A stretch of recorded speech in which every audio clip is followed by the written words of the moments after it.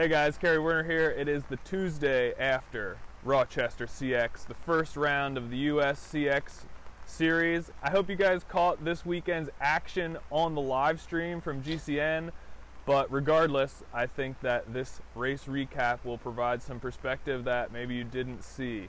Before we jump right into it, I want to point out that this week's race recap race footage is brought to you by CX Hairs. I'm partnering up with them to get me some really good content to hopefully paint a really good picture for you guys. You should check out their CX Bulletin. It's a new thing that they're doing this year. I'll put the link in the video description below.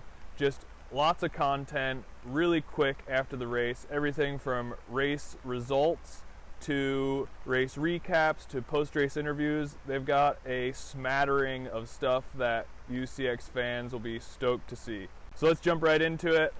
Day one, Rochester CX.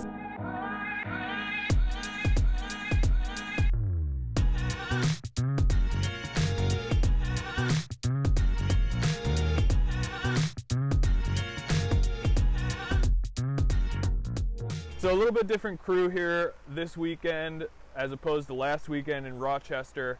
This is the first C1 of the year, and thus all the big names are here. A couple guys from out west in Colorado, like Gage Hecht, our national champion, and Eric Bruner is here.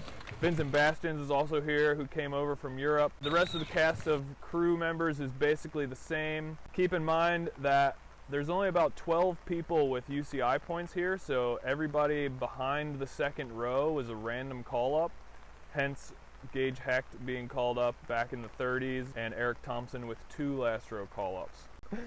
Sorry, Eric.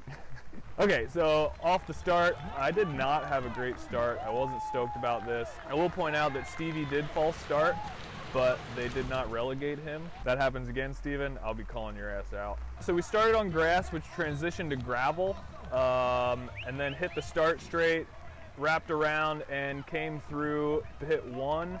I was about 6 or 7 wheels back here. With everybody fresh on the first lap, a lot of those guys being their first race here of the season, so everybody's excited and jittery. So I hung out there in that spot for the first 2 laps. And coming into 3 to go, I jumped to the front. I knew from years past that positioning is crucial, especially on the front side of this course where a lot of the technical stuff is. You hit a technical section and then it opens up on the bike path, and then you hit another technical section and then it opens up into the back section of the course, which is just wide open and pedally. So that we're playing with this like yo-yo accordion game all day. So positioning was crucial. I jumped to the front and it paid off. We came into the double trouble section, and this is where Curtis had a technical problem, separated the group, and we started rolling. Steven, Lance, and Vandenham with Caleb Swartz were chasing, and I was just hanging on to Vinny's wheel at this point. I think I did that for about a lap and a half until screws just twisted a little too hard and I came off. I rode about a lap in no man's land before Steven and Vandenham caught up with me. We rolled together for 2 laps while Vincent was off the front, just pacing by himself. At the end of that 2 laps with those two, the gaps started opening within our group. This was with 2 laps to go, the gaps really started to open up and Vandenham came off. So it was just Steven and I rolling together. Steven was doing really well on the kind of wide open power sections, but I was able to mitigate the gaps that he was making in the technical stuff by just riding smoothly. Though it was obvious that Steven was riding a bit stronger than me, I was hanging on by the skin of my teeth. We rolled into last lap to go together.